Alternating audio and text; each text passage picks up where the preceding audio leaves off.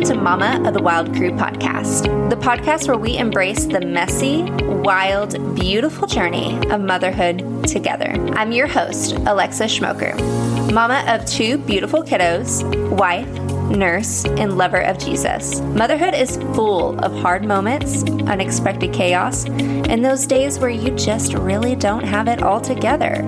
But in the midst of it all, there is so much joy. On this podcast, we're diving into the real, honest conversations about motherhood, the challenges, the triumphs, and everything in between. We'll hear the stories of incredible moms from all walks of life, share wisdom, laughter, and let's be real, probably a few tears. And we're going to discover how to embrace the joy in this chaos. So whether you're rocking a baby to sleep, folding that never-ending pile of laundry, or sneaking away for a quiet moment with your coffee, welcome, Mama. You're not alone here. Hit subscribe and join me on this wild adventure of motherhood. I can't wait to do this journey with you. Hey there, beautiful mamas. Before we begin today's episode, I want to lovingly let you know that this conversation includes honest discussion around mental health, including grief and suicidal ideation. While these stories are shared with hope of healing in mind, I also want to honor your heart and where you are today. If this topic feels too heavy, please know it's okay to pause or skip this episode. If you or someone you love is struggling with mental health, I've added helpful resources in the show notes. You are deeply loved, prayed for, and never alone. Now, without further ado, let's jump into this beautiful conversation with my sweet friend, Lisa Hutchinson. Hey there, Wild Crew Mamas, and welcome back. Today I have the most special guest joining me, someone whose heart for family, resilience, and real-life experience I know will inspire so many of you. My sweet friend Lisa Hutchinson is a proud mother to her son Bladen, a dedicated nurse who has spent nearly a decade caring for others. That's a long time, Lisa. And a woman with an incredible story of perseverance, faith, and growth. Lisa's journey hasn't always been easy, from balancing motherhood at a young age to navigating ups and downs of her faith, mental health battles, and a career burnout. But through it all, she's continued to show up, survive, and raise a respectful, kind young man along the way. Today we're diving into motherhood, mental health, faith, and even dreams of where life might take Lisa next. Lisa, my beautiful friend, my amazing friend, I am so honored to have you here and excited for you to share your beautiful heart with listeners. Oh, well, thank you so much for having me. Yes. Well, my name is Lisa. I have been a nurse for a while, quite some time.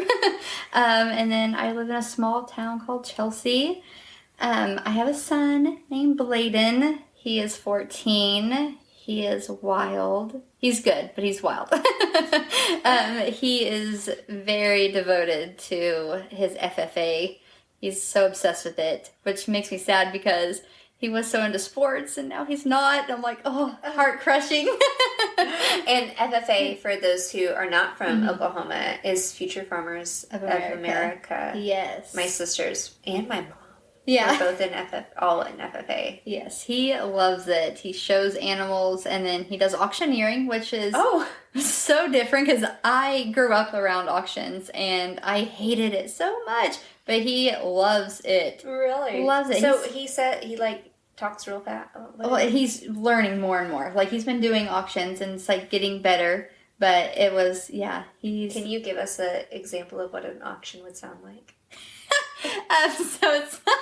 So if you're about to be selling something, you're like 1 1 1 2 2 2 3 3 3, and you keep going up, and people are bidding on it. So that's how that would go. Okay. Obviously, I'm not good at it, but he's getting better at it. So you just sell things at the auctions, but So it's very unique, and he is obviously dear to me. I love him, even though he can be a little ornery and just himself, I guess. I think my mom would say that he's a lot like me, and I'm like, no, I wasn't like that. But your mom definitely knows. Oh yeah, and you're the youngest of four. Oh, okay. 3 girls. Yeah, there's 3 of us girls and a boy. Yeah. Okay, and your family lives your parents live near you. My parents just live 10 minutes from me by Ulagal Lake, and then my sister Natasha lives just like 5 minutes from me, and then my brother Jacob lives literally right beside my parents. Oh, He yeah. did not get Yeah. away. And then my oldest sister Miranda, she lives off in New Mexico. Like whenever she got out of school, she went to the military, and then she met her husband, and they've just always been out there doing their thing. Yeah. Oh, nice. So Lisa, as moms, you know, we're moms together, so you know this about me, but we tend to be our own worst critics. We can be absolutely crushing it, and one little mom fail can have us questioning everything. So in the spirit of keeping it real, what is your cringiest, most mom fail? Yeah. You know, the one that still makes you laugh or maybe cry when you think about it. So growing up, we were always raised to eat everything on our plate. So Bladen was like 6 or 7, and we were out to eat at a restaurant, just him and I. And he had ordered rice and something else. And I told him, well, he took a bite of his rice, and he said that it wasn't good and there was something wrong with it. And I was like, no, you're going to eat all your food. Like, you're not going to waste it. So he ate all of his food. And then 10 minutes later, vomit everywhere on the table.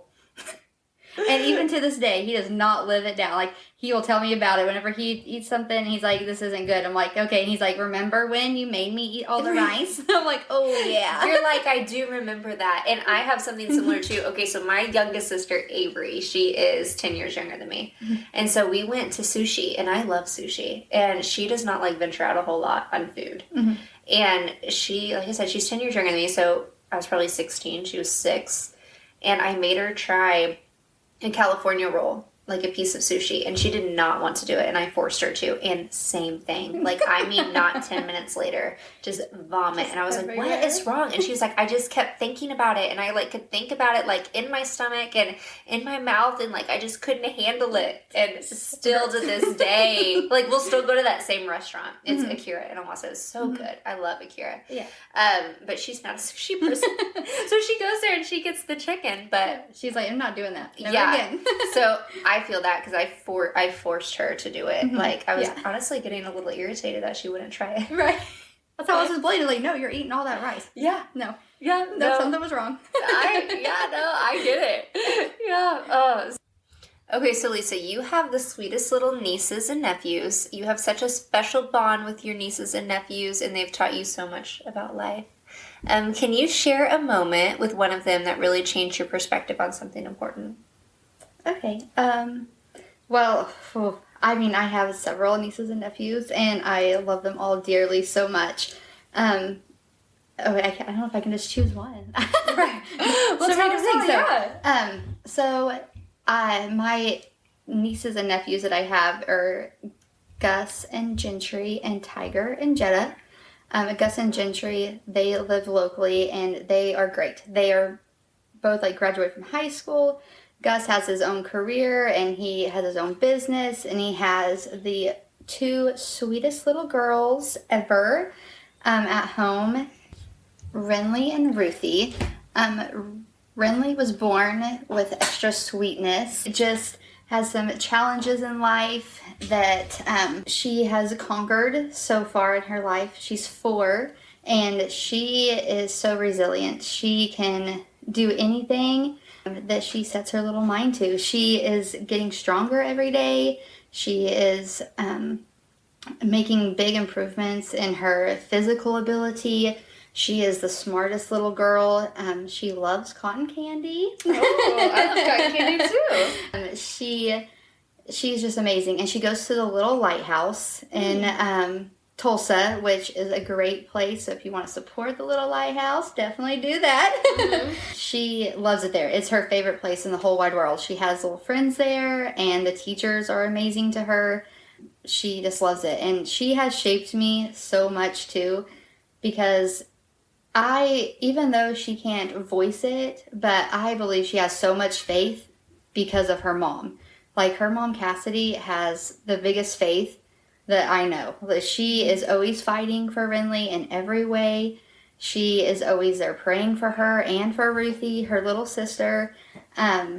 Cassidy is amazing, and her faith is so great for her whole family. She just keeps them going by her faith and all of her prayers. And so Renly's little sister, Ruth Lee, she's ruthless. She's ruthless.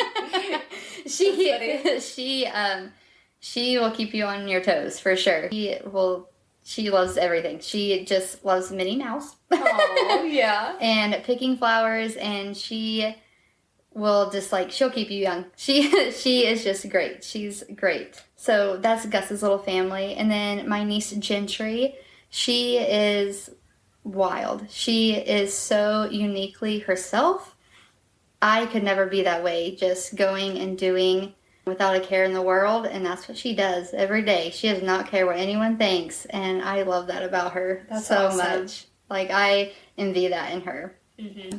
And then, Tiger and Jetta. Tiger, he just started a little family, just had a little boy. Aww. Yes, him and his wife Bella, and he's out there welding in New Mexico, just doing the best ever, just thriving like no one's business. And so I'm so proud of him. And then his sister Jetta, she lives in Texas, and she's just living her best life. She's just out there working, living, doing what she wants to do. And, I couldn't be more proud of her, too. They're just amazing. I feel like my nieces and nephews just have shaped me so much. I am, so proud to be an aunt. Yeah. So Aunt much. life is the best. Yes, Yeah. I love it. And then Lincoln, that is my bestest friend in the whole wide world, Kimberly's son. And he is amazing. I don't get to see him that often because they live in Kansas, but whenever I do, it's just like any other time, And Mm-hmm. whenever I talk to Kimberly and we FaceTime and he's there, it's just, he's so sweet. Yeah. It's the sweetest thing. And just that bond that you have with your best friend's kid is just so different, Yes, and it's so different. Yes. And it's so exciting, to see your friends come into motherhood, too, Yes. and meet their kids. Oh, Very much so. it's just this. There's one more that his name's Declan, and it's a weird situation because my people that used to be in Bladen's life, that used to be grandparents to him, it's their son's son that we are still so close to, and we love being around them. Well, Declan, I get to watch him here and there, and then his dad coaches, and his mom is amazing. Her name's Destiny, and she is the best mom ever. She's had a lot of heart conditions growing up, and so she wasn't even sure if she would have kids. And so having Declan is their world, and he is great. He is so stinking smart. He's just amazing. He is absolutely the sweetest thing and gives the best hugs, and he's just amazing. I love that. So those are my nieces and nephews, and I feel like they have really shaped everything about me. I feel like being an aunt is I love being a mom, obviously, but being an aunt's just different, and it's just a different relationship you have, and it just makes you, I think it just makes you grow more as a person. Yeah. It makes you even more loving and caring. And it's just a great feeling being an aunt. It is. Everything about it. It is. It is a great feeling. So you were an aunt before you had Bladen too, though. Yes. You were young. Yeah. Then. Yeah. Do you feel like being an aunt after being a mom is different? Yeah. Whenever I was an aunt before Bladen, I was still in high school, and I would watch my nieces and nephew, but it was just different. It was just right. I feel like after having a son and being a mother for a while, it has made me love all those moments even more, cherish them even more. Right. Now I don't want to miss out on anything. I want to be there. Mm-hmm. Yeah. So yeah, it's definitely made me just want to be more involved and yeah. Watch them grow. Yes, it's so yeah. sweet. It is. Hey there, Wild Crew Mamas. Some super exciting news. If you're like me these days, any day is a hat day. Literally, probably every day is a hat day. And we have 2 new hats for Mama of the Wild Crew podcast. I am so excited. And huge shout out to my sister-in-law, Brie, over at Schmoky Designs for taking these ideas and bringing them to life. We have Mama of the Wild Crew podcast hat, and we also have the cutest hat. It says, "Motherhood is my ministry," and ain't that the truth, guys? Head on over to our Instagram at Mama of the Wild Crew _podcast. DM me or comment on one of the posts and let us know that you want your hat today. Growing up, our parents had a super special tradition. We kept this big stork in our garage, and whenever someone either in town or one of our friends had a baby, we would all load up and go over to their house and put this stork in their yard to help them celebrate. It was one of my favorite childhood memories, and my sister Addison Sewell has carried on that tradition. She is the proud owner of Owasso Storks, offering personalized stork deliveries to families celebrating the arrival of a new baby. Whether it's a baby announcement, a baby shower, or to celebrate the birth of a little one, Owasso Storks is the perfect, thoughtful, sentimental gift. There are even options to celebrate proud big siblings and even those furry little family members. For a sweet, memorable gift, reach out to Owasso Storks. Check them out on Instagram. That's at Owasso Storks, at OWASSOSTORKS.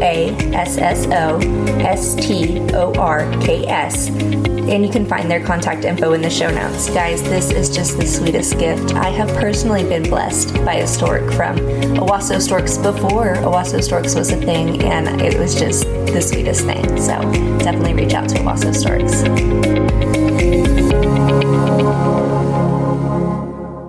Well, Lisa, we just kind of shared, you had Bladen fairly young. You were 18, right? Mm-hmm. So you've shared with me that Bladen is your saving grace and just such the pivotal part of your journey. Mm-hmm. Looking back, how do you think becoming a mom at 18 has shaped the woman that you are today in many ways that maybe you didn't realize until recently? Gosh, having a child whenever you're 18, you're a kid yourself. You have no business having a kid at 18. Yeah. Sometimes things just happen, you know? Yeah. And so choices were made and you have a kid now. And, you know, I am so, so grateful for him. And I think if I had a child whenever I was older, I don't think I would have survived being 18, 19, 20. I think I would have been too wild and done even worse things than I probably did. And so him being there really made me grow up, but it took some time. I did not grow up immediately. Like, yes, I was his mom. Yes, I financially supported him, but I think a lot emotionally, I probably wasn't there because I was working all the time. And then whenever I wasn't working, I was, you know, going out with friends and trying to, relieve stress. And I wasn't, you know, and I will admit 100%, I was not the best mom at first. And I think that has helped me grow so much now because I look back and he had so many people that were there and loving him and supporting him and just being that void that I wasn't there. And like, that sometimes is hard to like look back on because I always thought that, I was his mom and I mean, I am his mom, but like, it was just, I thought I was doing the best I could at that time. And maybe I was, but now it's like, I probably could have made better choices, and been there more for him. But being 18, it's hard because your mind is still trying to grow. Your mind is still trying to develop. Yeah. And so then you have this child there that's wanting your attention and you don't really know how to be there for that. And so I think him coming into my life and just being that love that I needed, it took a long time to realize that until probably 2 years ago, I started going into therapy and really digging deep about things. I think I've kind of put some of my traumas and depression onto him, which is, hard to like hear, but I think it just keeps making me grow. It definitely has been a journey trying to be, a young mom and a single mom at that, because his dad's never been in the picture. Like, he chose not to be, and then he made bad choices, and it's just never been there. And so it's hard, but I think, whenever you have faith in God, he's always there for you, even when you don't realize it. Because I don't think whenever I was 18, 19, and 20, I didn't think God was there. And that's why I was being wild and doing what I wanted to do and not making the best choices for both of us. But I know now that God was there the whole time, because if he wasn't, I would be gone and dead somewhere. There's no way that I would have survived that without him. And I think that's just from having faith as as a child, and like learning about God and knowing. And then even though I veered off from him, he was definitely still there and helping me through everything. And I don't go to church every Sunday, but I feel like I'm a very faithful person. I feel like I am a Christian. I don't say like I'm a Baptist or a Methodist, because I don't feel like I am that. I just feel like God and I have our own relationship, and we talk, and he knows my heart as it is, and he just wants me to do better. He doesn't want me to follow the devil, but the devil's so tempting sometimes. Yeah. And it's hard to fight against it, but God's just there, and like he's definitely helped me through everything. Even, bad choices I've made. Yeah, just constantly pursuing you. Yeah. Yeah. Yeah. And after you, even when you don't feel it, it's just our preacher, it was just last week, he said, like, why do we sin? And everyone was like, well, I don't know. And he was like, because it's fun. Like, we wouldn't sin if it wasn't fun. And then he said, if it's not fun, then you're not doing it right. Like, you're not sinning right. And I was like, that's just such a unique perspective, though, too. Like, we're human, and we are going to sin. Obviously, we want to try to not to, but like God continuously pursuing us, even through our sins. And it's the God that loves us unconditionally, no matter what. Like, he's not a God of conditions. So I think that's beautiful. And it's so like nice to hear you talk, because we've been friends for how long now? Gosh, like 9, I think almost 9 years. Which, that's crazy. But I have always looked at you as, you've always been an amazing mom, but such an amazing mom, like a mom that I look up to, because number one, like you said, you're a single mom, but you are mom, dad, everyone, like to Bladen, and you have always shown to be that. I'm gonna cry already.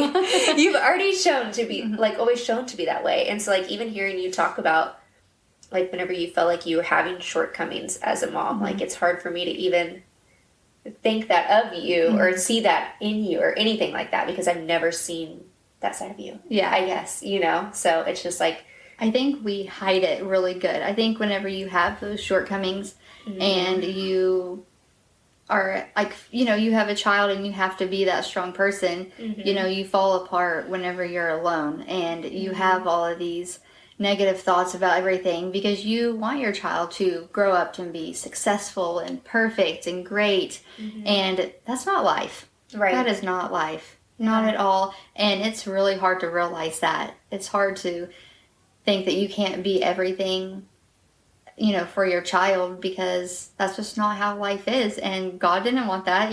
Everyone has to make their own way. He says, he's there and you can follow him. If you don't follow him, he's not mad at you. That's your choice. He gives everyone that choice. Yeah, it's the freedom.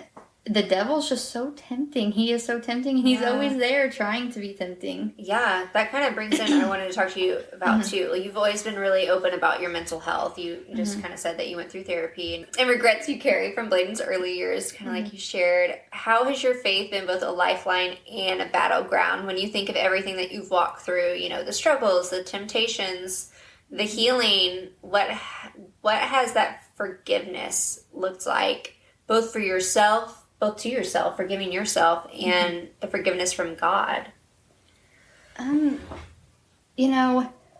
It's just, my best friend, she, whenever I'm having a struggle, I will call her and we will talk it out, and I'm like, oh, I just can't do this. I just cannot do this another day. And she's like, well, have you prayed? She's not really big on the praying type, or, she believes in God, but she's just had her own struggles and a lot of heartbreak and pain and just unforgiving torture in her life. And for her to be like, well, have you prayed about it? Because she knows that is something I do. She knows that is something that's going to make me feel better. She knows that's something that is going to help me get through the difficult time I'm going through. And so it's a battle. It's a battle every single day to get up and survive. Because, I mean, if you know me and, you know, you're my family or people that might just think they know me well, try to be a smile. I try to be a very positive person. Like, I can be negative. I mean, who can't be negative? But, like, I try to be smiley and, you know, just happy whenever I'm around people. But whenever it's hard, like, I even have to take medication for depression and anxiety just to even out those neurons in my brain, you know, because sometimes you just have to. And that's okay. It's okay to take that stuff. Yeah.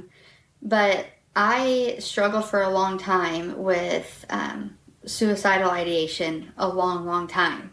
And it has only been, you know, the last few years that I didn't wake up every day and just have to decide what I was going to do next. Like, am I going to live? Am I going to get up and be productive today and make it through the day? Or is this a day that I hopefully, you know, go to heaven? Or God doesn't want you to take your own life. But it's a hard struggle, like, whenever you have those intrusive thoughts. And even just, like, driving, I would just be like, well, if I just drive over here or drive off the road, like, it'll be okay. Like, you know, Bladen can go and, you know, like, live with my parents or live with my sister because it would just be better for him. Because that depression and that just fear of failing him, you know, like raising him and not having like both parents there and just not being everything that he needs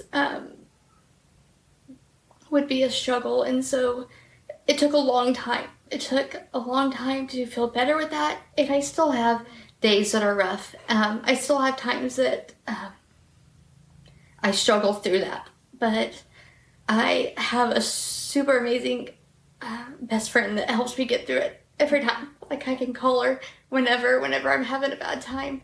But I also don't think it makes me a bad mom. I think it makes me very just different. Like, I don't even know if different's the word, but it just, because I know Bladen struggles with things, so it just kind of, it's just empathetic. Yeah. Understanding. Yeah, it's just, you know, it can be hard, but, you know, you keep going through. And I feel like if you're going through a rough time, I mean, you can make it through. Like, it's hard to have support out there because it's hard to be vulnerable to people. People kind of look down on mental health too, like, oh, it's you know, something's wrong with you, but there's nothing wrong. It's things happen. Like, that's, you know, the devil's there and he is trying to make you feel like you are not worthy of something. Yeah. And he can persuade you in so many ways. And, you know, I think if you have faith and you have that relationship with God, even whenever you are hurting and you are barely surviving, I think, you know, if you just sit there and talk to him, just like a normal conversation. It might sound crazy, like you're just in your room talking to someone, but that's all he wants. He just wants you to talk to him and just tell him all of your worries and all of your struggles so he can be there. Even though he already knows them, he wants to hear it from you. You know, he wants to hear you say it. And so I always forget, I forget it sometimes whenever I'm like down on myself or I'm just having that mental break. I forget. And so I'm just very thankful that I have a friend that can remind me. Yeah. Like, hey, just talk to him. Just pray it out. Just, you know, have him help you.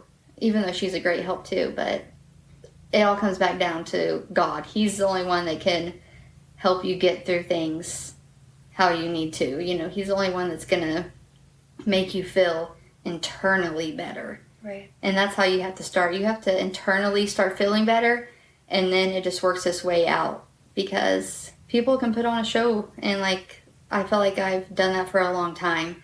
Just whenever I'm just out and about or around people, you know, I just make sure that they know that I'm here and I'm okay. But deep down, you know, I'm like barely surviving, and so that's hard. But each day gets better. Yeah. Oh, well, thank you for sharing that. Yeah.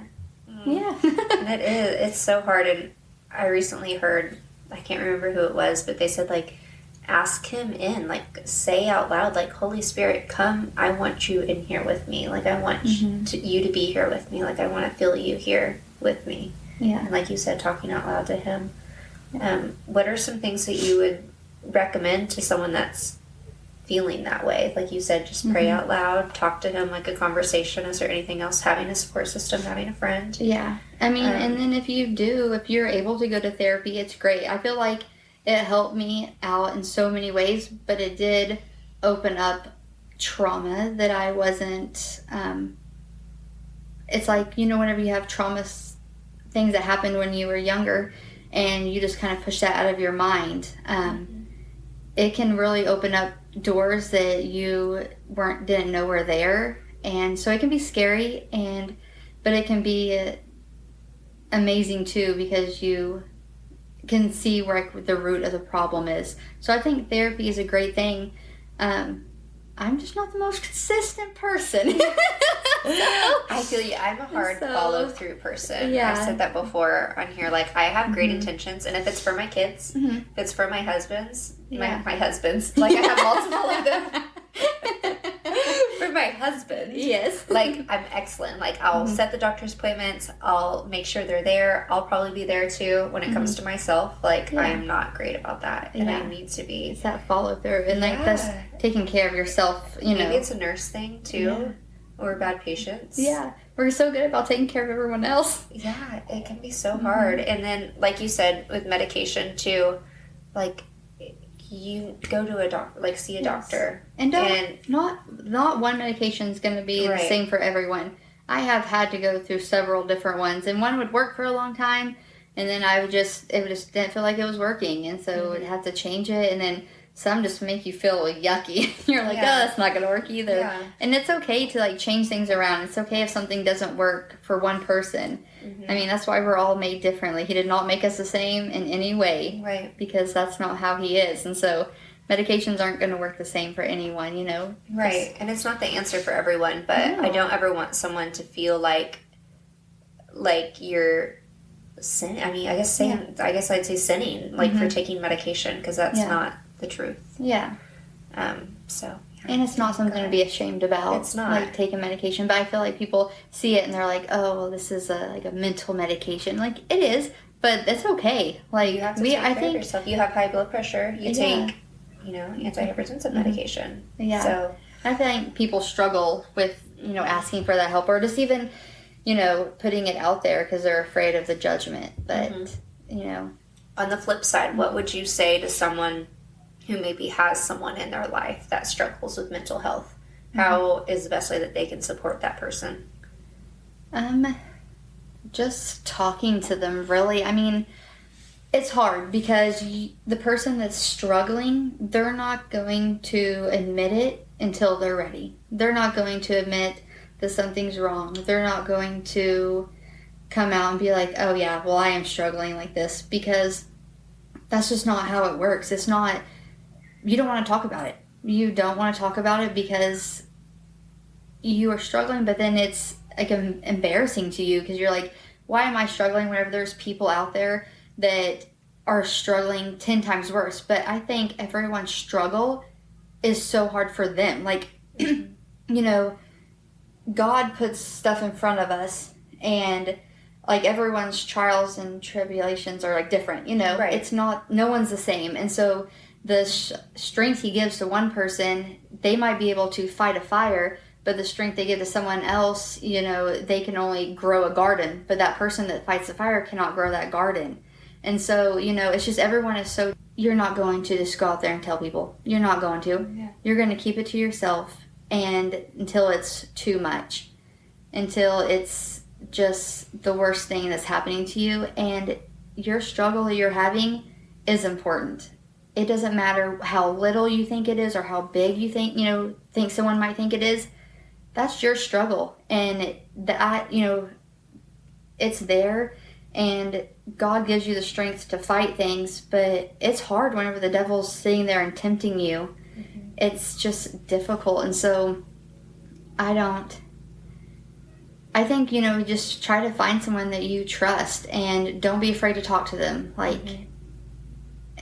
but don't push someone. If someone says they're okay, just be like, okay, and then maybe check on them here and there, but don't push it, because if they're not ready, then they're never going to trust you, because they're going to think that you're being intrusive. Right. You have to go at it easily. You can't just force your way. Yeah, kind of let them know, I guess, that you're open to talk. Yeah, just like, I'm here.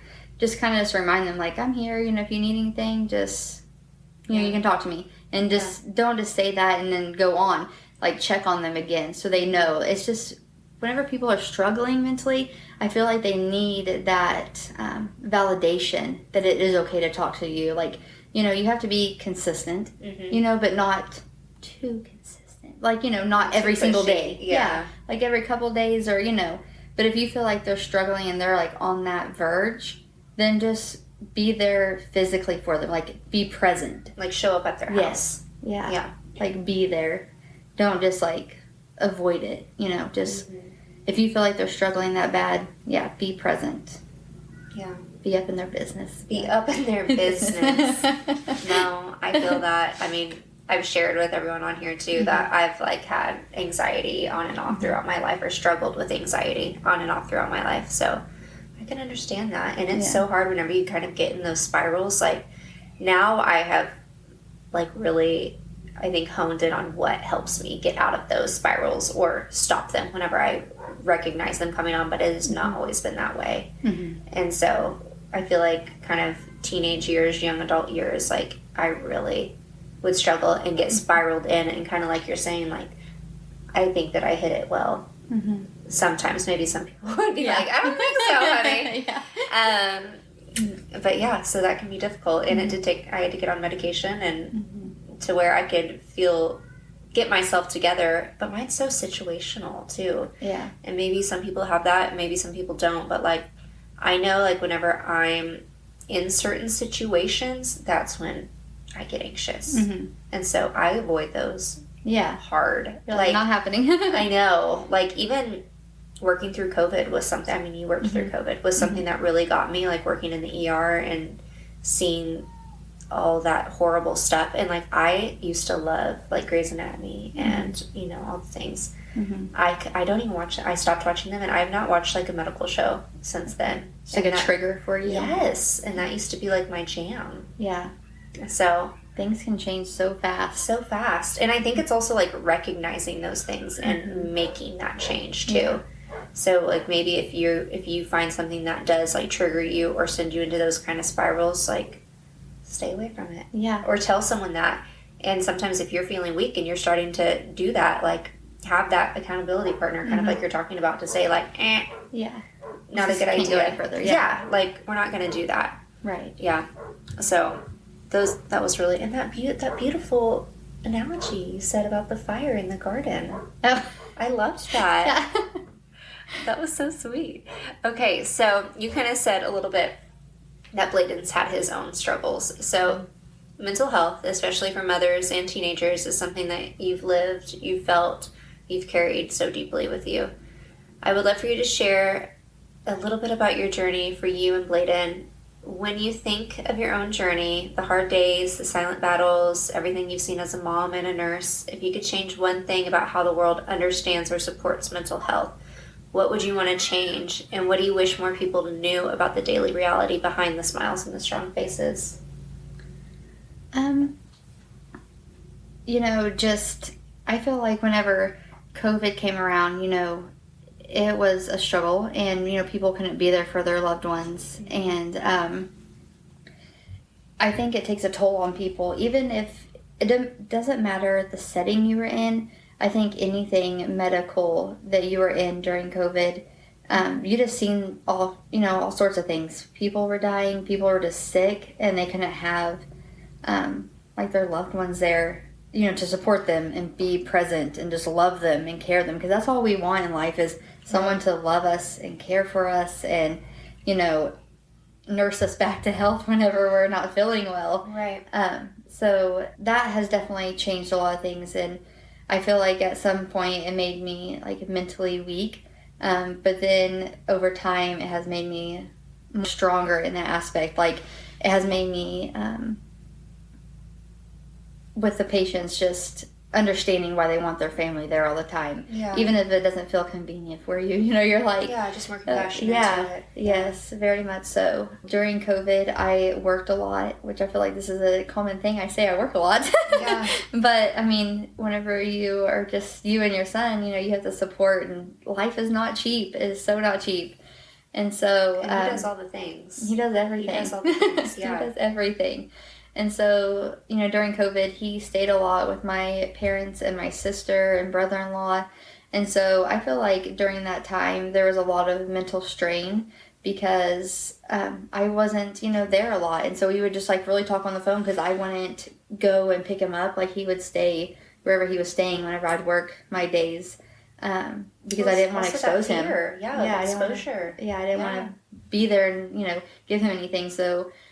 we were apart for a lot at that time, and I feel like, we kind of, mentally it was just like a challenge. And then from there, though, you guys traveled. Yes, we did. We traveled. We went to Wisconsin and South Dakota, and it was just him and I, and so whenever I would go and work my shifts, which were just 8-hour shifts, he would stay where we were living at that time, and do homeschooling, which we loved traveling. It was a great experience. I feel like I learned so much, and I feel like we needed that break. I feel like we needed to get out and go and be away from everyone, and just try to find what we needed in life, because I feel like we were stuck and nothing was going the way that we wanted it to. And so I think we needed to get away from just Oklahoma and get away from people and just be us. Whenever we first started, that's how I was feeling. I was like, we just need to get away. We got to be away from everyone. Well, and you went through a hard loss, too, during COVID. Yeah. And so that really initiated us leaving and going traveling, and me working, was that loss. After Lacey passed away, it was just, she passed away in August, and I started traveling that October. Mm-hmm. And so, that was a very hard loss and very devastating. And it was just, I feel like it's something that could have been avoided, but, I can't, I say that, but then that's whenever me and God have struggles, because it's all on His time. Everything happens how He wants it to happen. But then, it's hard to understand it sometimes. We don't want people to pass away that still has a whole life in front of them and kids to raise it. So I struggle with that sometimes still, why this happened, why all that happened. And so me and God still have a little conflict on that, but still working through that. So, we started traveling, and, I felt like getting away was the best thing for us. And at first it was, but then whenever we isolated ourselves from everyone, it was rough. It was hard. Bladen did not want to do his work. It was just a struggle because we weren't around everyone that he grew up around. I literally stripped him from everything because I thought that's what we needed. And, at the end, I think we had great experiences and we got to do so many things and see so many things. But I think I kind of messed up, taking him away from everyone, because I think as a kid, he still needed to have that socialism, being out and being with people and talking, because whenever I put him back in public schools, it has been a struggle, because he is so good to talk to adults. Mm-hmm. He can go and talk to adults all day long. Sometimes he gets too nosy because he thinks he could be an adult, but he's not quite there yet. I feel like I, put him in that situation because I thought we needed to leave. And so coming back into public schools and the struggle of talking to kids and being friends with kids and trying to like get back in that groove of hanging out with them and talking as kids, has been a huge struggle because kids are not nice, and it's just, and even, I know Bladen has his struggles. He's not perfect. No kid is perfect, and they make mistakes just like everyone else. But I feel like him going back there and just trying to socialize and be back in the cliques and the grooves and being a part of kids has been such a struggle for him because kids are not so accepting Yeah. coming back in, and so he's struggled mentally with that, and just we've had our ups and downs, and he started in therapy for a little bit. We're real consistent. And then life happened and he got busy with like sports and stuff, and then it was things weren't lining up, and then we had a big thing happen this last November where bullying just happens, and Bladen just wasn't sure what he wanted to do. Like, he was just very depressed, and because kids are just not nice nature, and as, not all the time, but sometimes they are. But Yeah.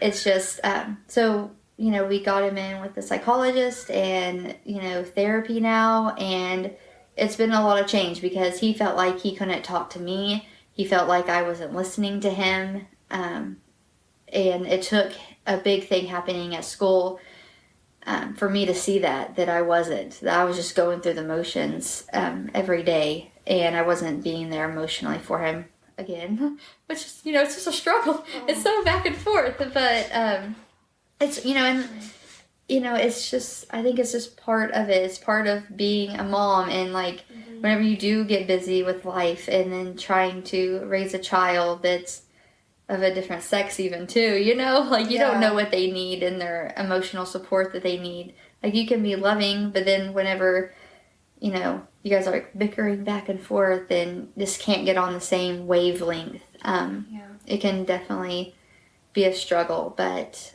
as of now, Bladen's doing a lot better, and the therapy and everything has helped him a lot because I realized too that I wasn't listening to him and what was going on, and the anger he was feeling, and he was just so angry at kids at school because no one's listening to him, and they're just not as friendly, and I just wasn't hearing that, and he would come home and just be mad and wouldn't listen and wouldn't do. And so after we figured out what was going on, and his anger wasn't towards me. It was just because he wasn't trying to be angry at school. He wasn't trying to be angry at these kids, and he was just taking it all and not, it was sticking his safe place at home. Yeah. We were feeding off of each other a lot because I would just be stressed from work, and then he would just be mad coming home from school, and then it was just on. It was just it was just not pretty, and it was a struggle, but it's not going to be perfect. I'm not saying everything's great now because tomorrow it could be a new day and we have those same struggles. But I think it's okay because I think we're learning each time. I think, we learn this and we're just growing from it, and each day is going to be better because I just want him, to be successful. I want him to be mentally okay and know that it's okay to have hard days. It's okay to have sad days because everyone does, and it's nothing to be ashamed about. We're all here just trying to survive, and we're just trying to make it through the day and be as happy as we can, because the ultimate goal is we won't get up to heaven. And so, we just got to keep fighting for that. And I think all these temptations and all these negative things that happen is definitely just the devil fighting us. And I feel like the closer we get to God, the more the devil is sitting there pounding at our door. Like, hey, let me in, let me in. And then sometimes we open it because, well, things are going good. Like, it's okay to let him in. That's when we have to start back over because then we're like, oh, everything's falling apart again. But it's really not, it's just us falling for that temptation. And then we just have to pick it back up and then go start back fresh, because God's there. He's not leaving us. He's like, okay, you want to go there, but I'm just going to stay here and wait for you to come back. Yeah, and He is there. Have you ever heard that song? I think it's called Made for Heaven by Kane. Oh, I don't think so. Oh, I'll just send it to you. Yeah. It's really good. And something about, like, have you ever looked up at a night full of stars and, like, felt an aching in your heart and, like, felt like you don't belong here? Pretty much it's because you don't, like, you're made for heaven. Yeah. And it's really good, but it's kind of like, yeah, I think you would like it. I'm going to check that out. I'll have to send it to you. You can listen to it on your ride home. Yes. Yeah.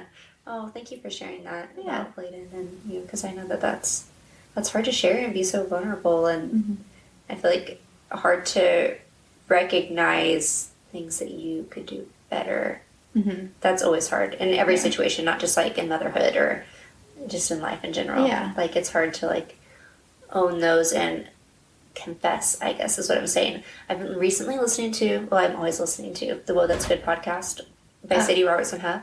But she just had an episode about, like, confession with your friends, and, like, having a group of friends that you, like, trust and you can honestly, like, go in and confess and talk about things. I was like, whoa. Yeah. I cannot imagine doing that. No, that's hard. so scary. Yes. But I was like, I bet that is so freeing. Right, because I feel like, if you do that, you're just, like, worried that people are going to start saying things, or already talking about what was said, or, judging you, or gossiping, or something. So, I mean, obviously, you, like, have to have discernment in people that you would trust to do that with. But I was like, I thought to myself, like, that's pretty cool. And then I just, like, went on about my day. But I'm like, wait, maybe I should start doing that for real, because I think, that would be awesome. I grew up Catholic, and so we went to confession. Yeah. But that was scary to me. But I think this would still be scary. Yeah. But in a different way. I've never done confession. I'm not a Catholic faith, so I'm like, I think it would be scary. I always thought it was scary. Like, I literally remember my first confession. Like, what am I going to say? What am I going to say? And I was like, I fight with my sister. Yeah. That's all I do. That's all I do. I'm perfect. Yeah. No, but it is scary. But I'm like, that would be so just, like, powerful and freeing, I think. Just talking through those things and getting them out. Because with me, too, like I said, I can get things, like, on a loop in my head. Yeah. Too. And I'm like, I wonder, sometimes I'll write them down to try and get them out, or, like, just say them out loud. Or a lot of times I'll, like, tell Jordan, But just, like, having that confession. Yeah, just to get it out and talk it out. Yeah.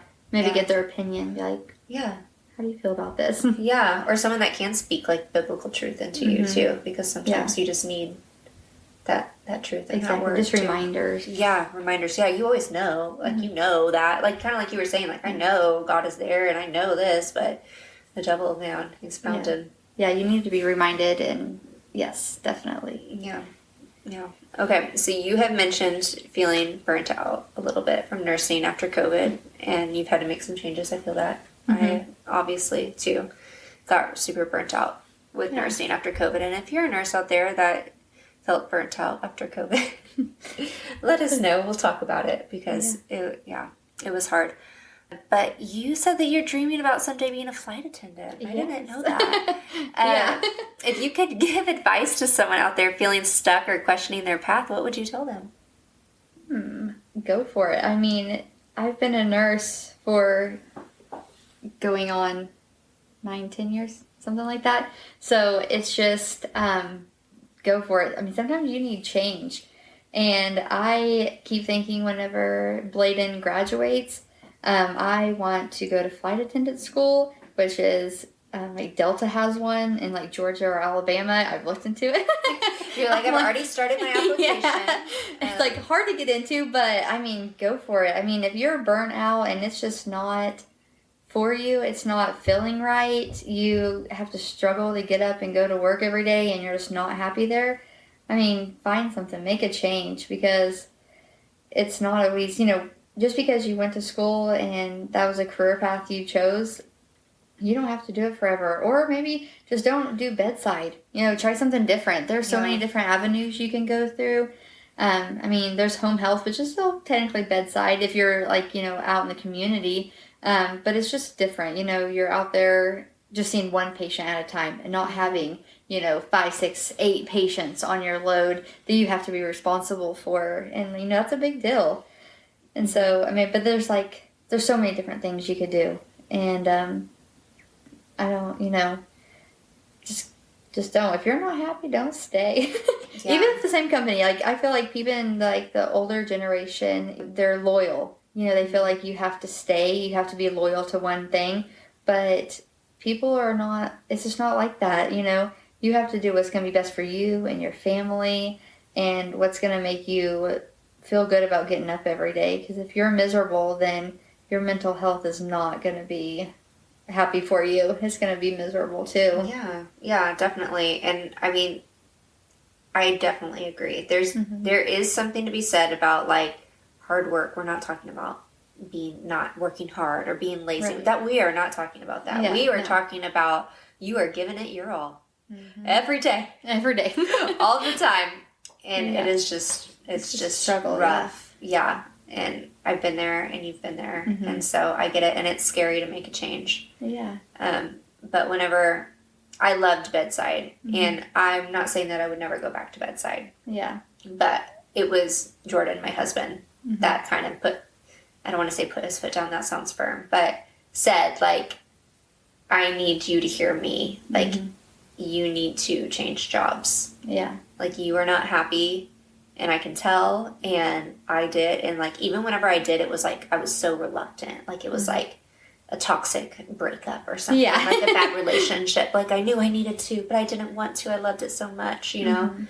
it's like once I pulled myself out of there and got away and, like, looked back, I was like, how was I living like that?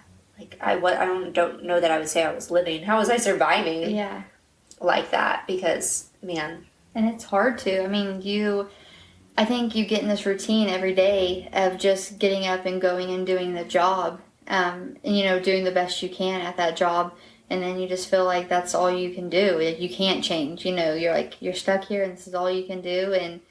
But it's not, you can definitely make changes, but it's hard too. And it's scary. It's scary to be somewhere and know that job like the back of your hand, and you just can go there and just do the job every day. And you're good at it. Yes, and you're good at it, and you can just do it. And it's scary to change from that to something that you're not familiar with, that you have to learn all over again. Even though, nursing, it's different everywhere. Everything's different, just different areas. And so it's scary. It can be scary, but don't let that scare, like, make you not want to do it or make you veer off from it. And even if you change and you're like, yep, this is not for me, I mean, just what if you leave somewhere, leave it in good terms. Don't just be like abrupt about things, Yeah, absolutely. Because you always want to leave everything in good terms. Yeah. And if you love bedside and you're thinking about going into bedside, do that too. Don't let like obviously we have been there too. Yeah. Like, we're so on fire about bedside too. Oh yeah. I mean, I still do bedside. I mean, I do home health, and then twice a month on the weekends, I do bedside. And so I'm not downing it for sure. Like, obviously I'm still there, but I'm not still there. I mean, we've broken up, but we're still seeing each other. Yeah, we're just like broke up on the side, and I just like go over there once in a while.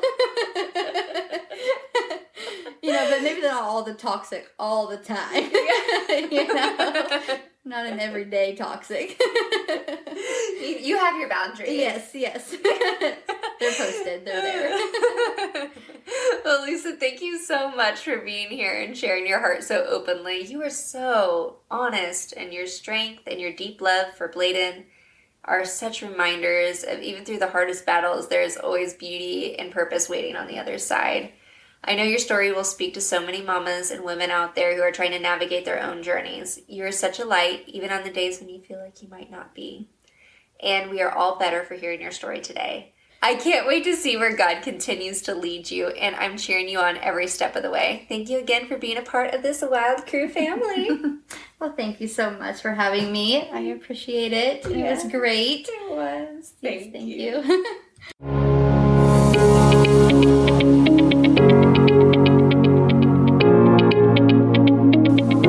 Mama, I'm so grateful that you took time out of your busy schedule today to listen to Mama of the Wild Crew podcast. I'm Alexis Schmoker, and I hope you loved this conversation and that it resonated with you. Thank you so much for opening up your circle and letting us in as we walk through this wild ride of motherhood together. Remember, In the chaos of motherhood, there is always joy to be found. So keep looking in those little moments that make it all worth it. Be sure to follow along on Instagram at mamaofthewildcrew_podcast. Please don't forget to like, subscribe, and share our podcast. I'd love to hear from you, so comment, tag me, DM me, let me know what you think, and let me know what you'd like to hear next.